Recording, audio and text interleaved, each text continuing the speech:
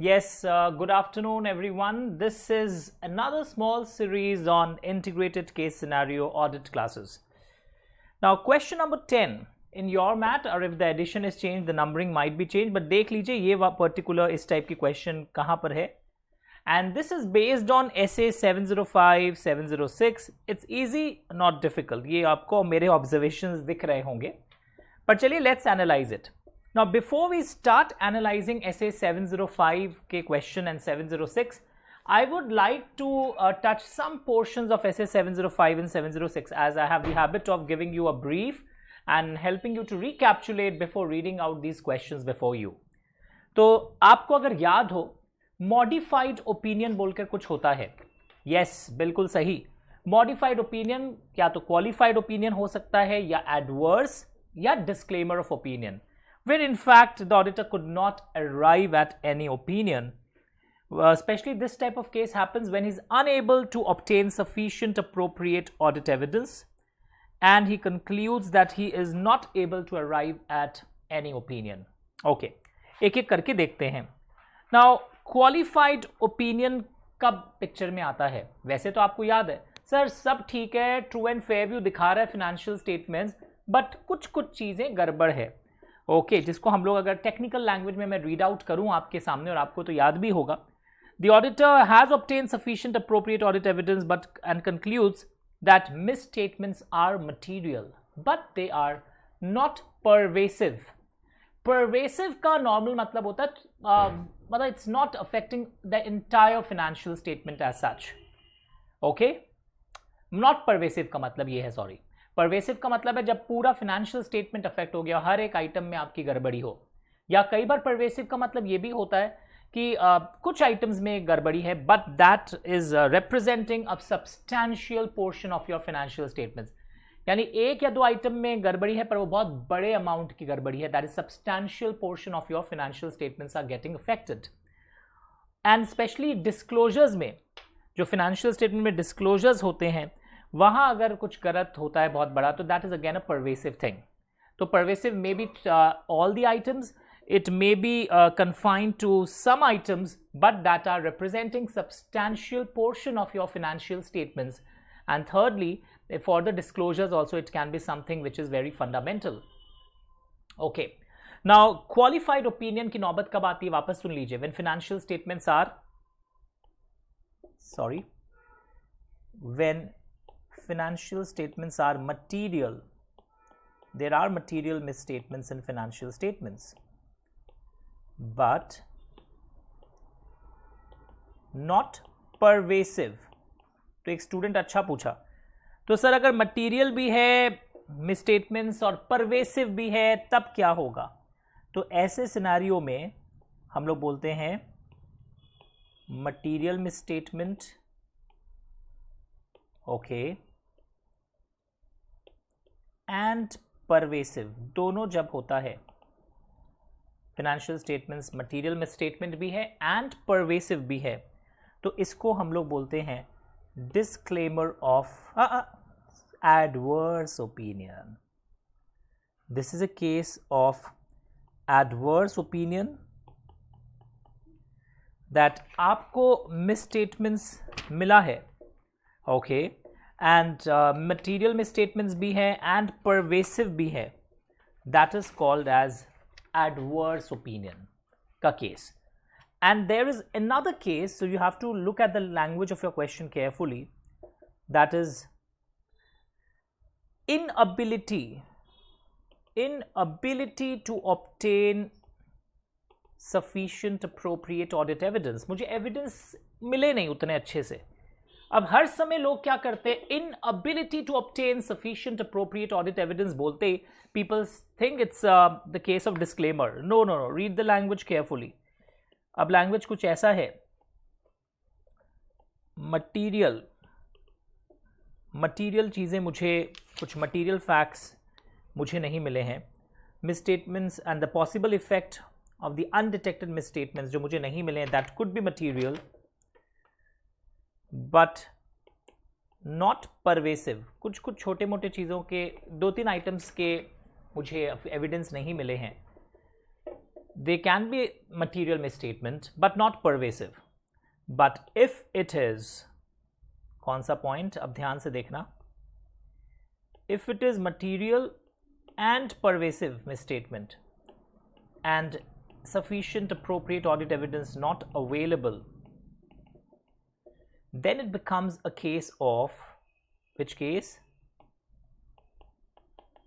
Disclaimer of opinion. तो बहुत ध्यान से ऑडिट को रिवाइज करना है आपको कि I could not obtain sufficient appropriate audit evidence and the possible misstatements may be material as well as pervasive. Okay. Possible effect of undetected misstatements could be material. Language ध्यान से सुनो. The possible effect of undetected misstatements could be material as well as pervasive जब होता है तो disclaimer देंगे. इस बार material and pervasive है पॉसिबल इफेक्ट, पर हम एडवर्स नहीं दे रहे. एडवर्स कब देते हैं? जब हमें मिल जाए एक्चुअल में statements are material as well as pervasive. और डिस्क्लेमर कब देते हैं? ना मुझे बुक्स देखने दिया उन्होंने, ना फिजिकल वेरिफिकेशन, ना मुझे फैक्ट्री में घुसने दे रहे हैं, कोई कोऑपरेशन नहीं है, जो इन्फॉर्मेशन मांगता हूं मेरे को देते ही नहीं है. Then it is a case where it is material and the possible effect of the material undetected misstatements, it can be pervasive too as well as material. तब हम disclaimer of opinion के केस तक पहुंच पाते हैं. So did you understand these issues? पक्का clear हो गया? ओके. तो ये जो होता है हमारा ऑडिट रिपोर्ट जो होता है उसमें अगर आपको याद हो टाइटल होता है, एड्रेसी होता है. Then as soon as we finish these title and addressee, मैं आपको रीड आउट करके सुनाता हूँ. दिस स्लाइड मेरे पास अभी है नहीं. ऑडिटर्स ओपिनियन पैराग्राफ होता है. Then we have basis for opinion paragraph, यानी कि जब हम रिपोर्ट को मॉडिफाई करते हैं या क्वालिफाई करते हैं, एडवर्स रिमार्क देते हैं, मुझे उसका बेसिस एक्सप्लेन करना पड़ता है, मुझे क्वांटिफाई भी करना पड़ता है द इफेक्ट ऑफ क्वालिफिकेशन की कितने की इफेक्ट आ रही है फाइनेंशियल स्टेटमेंट्स पे, नेट प्रॉफिट लॉस कितना ऊपर नीचे जा रहा है. बेसिस फॉर ओपिनियन पैराग्राफ के बाद we have something called EOM paragraph, that is emphasis of matter paragraph, SA 706. Now SA 706 जो है, very bad color, EOM paragraph, ये जो EOM paragraph है SA 706, इसमें this is after which paragraph? After basis for opinion paragraph. इस पर MCQ आ जाता है क्योंकि this paragraph में in one line is stated clearly the report is not modified due to the fact mentioned in this paragraph. यानी इस paragraph में जो फैक्ट्स लिखे होते हैं उससे हमारी रिपोर्ट मॉडिफाई नहीं होती है. After basis for opinion paragraph it's clearly written here in the paragraph कि सपोज हम कोई फैक्ट, कुछ ऐसा matter which is fundamental to financial statements जो यूजर्स को हमें बताना ज़रूर चाहिए, तो we will try to present it in EOM paragraph, but the report is not modified due to this paragraph. इस पैराग्राफ के कारण रिपोर्ट मॉडिफाई नहीं होती है. EOM paragraph does not modify the report. और EOM के बाद वी हैव द मुर्गा paragraph, material uncertainty regarding going concern. Now कई बार क्या होता है, कई बार EOM paragraph is presented just before the CAM paragraph. What is CAM paragraph? SA 701 में पढ़े थे. The key audit matters paragraph, उसके पहले भी प्रेजेंट करते हैं कई बार हम, या उसके बाद, यानी कि basis for opinion paragraph के बाद कई बार we directly present the CAM paragraph and then the EOM, या EOM then the CAM paragraph. So even that can be done. Now look here everyone, another important thing, other matter paragraph एक ऐसा paragraph है, okay, जो usually सच paragraph में ऐसे heading देते हैं, it draws users attention to matter relating to other और reporting responsibilities but they are not fundamental. For example हम अपने रिस्पॉन्सिबिलिटी लिख सकते हैं उसमें कि the branch audit was not audited by me, it was audited by other auditors, I personally visited the branch, such type of things I can write it there. Okay, so this is about other matter paragraph. It's not so important. Usually इसको हम लोग नीचे ही रखते हैं, EOM और ये सब मुर्गा वुर्गा हो जाए उसके बाद रखते हैं. Okay, now another question is that your audit was not conducted in previous financial year. ये भी other matter paragraph का वो चीज़ है. And someone else did the audit in the previous financial year. ये आप लिख दिए, ये भी other matter paragraph का matter है. Okay. So these are some points which I think all of us should know. And apart from that, यहीं पर एक हमने राइट अप और लिखा था ऑडिट से रिलेटेड ही. Let me check and discuss. अब आप देखोगे ये क्वेश्चंस यही सब पॉइंट्स के बारे में यूजुअली रिवॉल्व करता है. क्वेश्चंस में आप यही सब चीज़ों को फिर से देखोगे.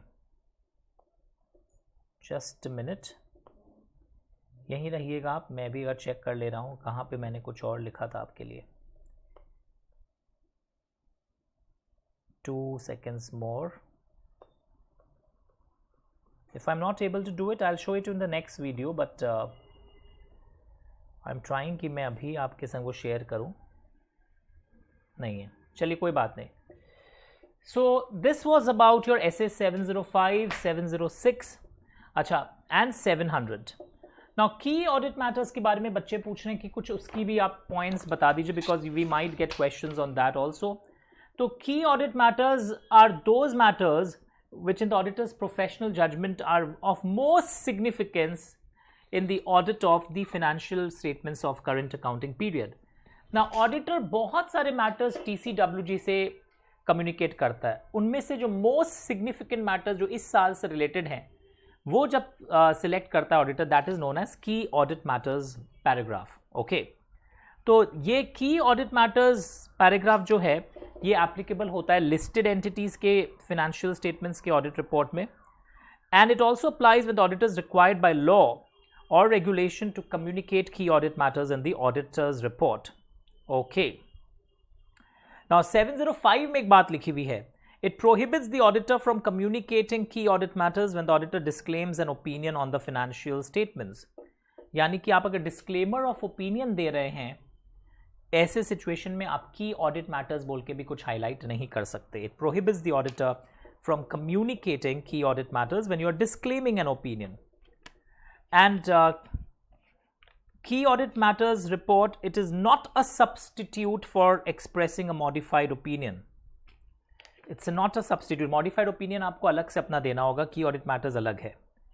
ओके और की ऑडिट मैटर्स में आप गोइंग कंसर्न को थ्रेट है वो लिख दिए और आप बोलोगे मुर्गा पैराग्राफ जो होता है वो नहीं लिखेंगे, वो भी नहीं चलेगा. It is not a substitute for reporting the material uncertainty relating to going concern. So both are separate things. आपकी मॉडिफाइड ओपिनियन की रिस्पॉन्सिबिलिटी रहेगी अलग है, की ऑडिट मैटर्स अलग है. एंड यहाँ पर हर की ऑडिट मैटर पे एक अलग सेपरेट ओपिनियन ऑडिटर को देना पड़ता है. And it is not a substitute for expressing modified opinion. It's not a substitute for expressing the Murga paragraph, the material uncertainty regarding each going concern, regarding the going concern. Okay, तो touch कर दिया. Listed entities के लिए compulsory है. And कोई अगर voluntarily भी अपने कंपनी में ऐसे वो 701 को फॉलो करना चाहे, की ऑडिट मैटर्स का ऑडिटर डिस्क्लोजर्स देना चाहे, दे सकते हैं.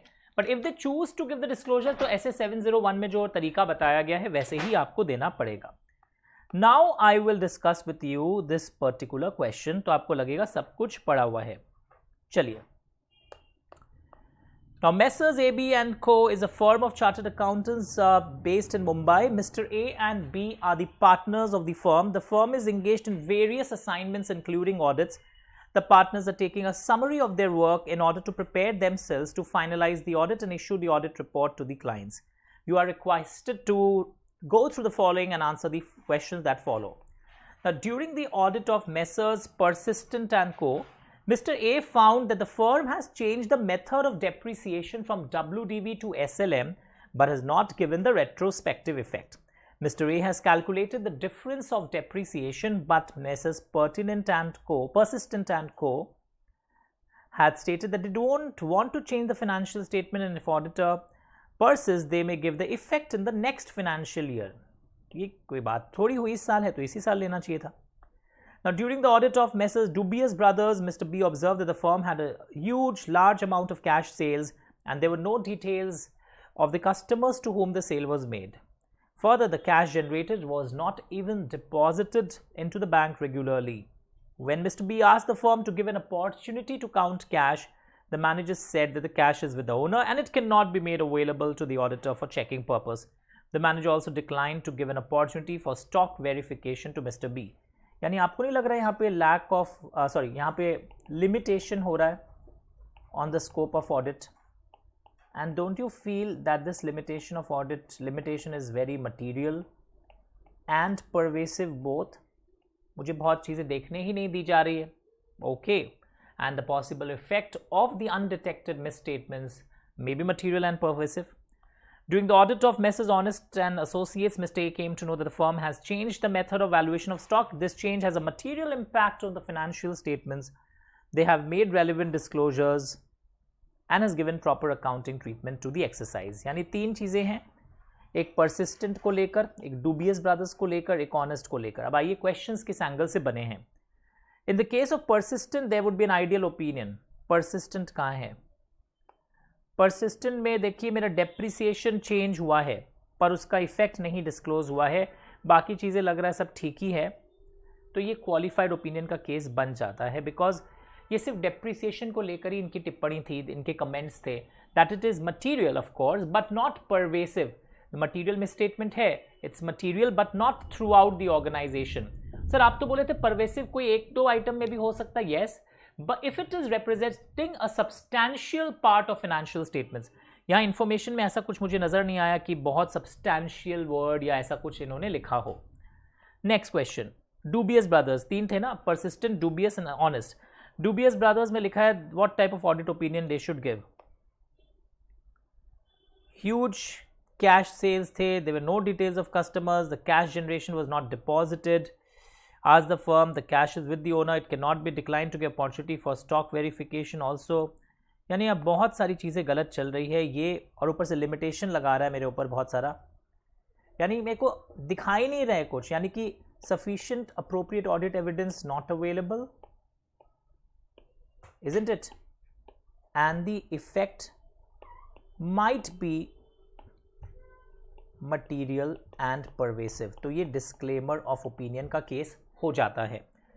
उसी तरह यहाँ पर ऑनेस्ट वाले केस में एक चीज और कर सकते हैं हम लोग. In the case of honest, they change the method of valuation. The change has a material impact. They have made disclosures in the financial statements. तब मेरे को क्या करना चाहिए?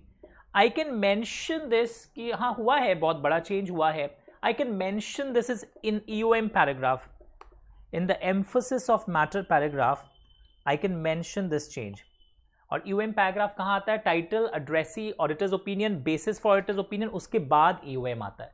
कई बार EOM के ऊपर कैम पैराग्राफ आ जाता है, कई बार EOM के नीचे कैम पैराग्राफ आता है. Yes, I'll come. Wait. Next one. When the auditor, after conclusion of an audit exercise of the opinion that material misstatements are there but not pervasive, तब direct question आ गया जो हम लोग आज पढ़े थे, qualified opinion. When he concludes that they are prepared in all material respects, सब कुछ सही है, unmodified opinion. Of course, it's a case of clear report. So this was a small question, but हमने देखा यहाँ पर सारे टाइप के essays रिवाइज हो गए, and these information जो हमने initially पढ़ा था, this was very important. आप भी pause करके पहले याद करिए, फिर आगे दूसरे टॉपिक में जाइएगा. So you can pause it now, you can revise ऐसे 700 के 705, 706 के लैंग्वेजेस पढ़ लीजिए, फिर से we'll start.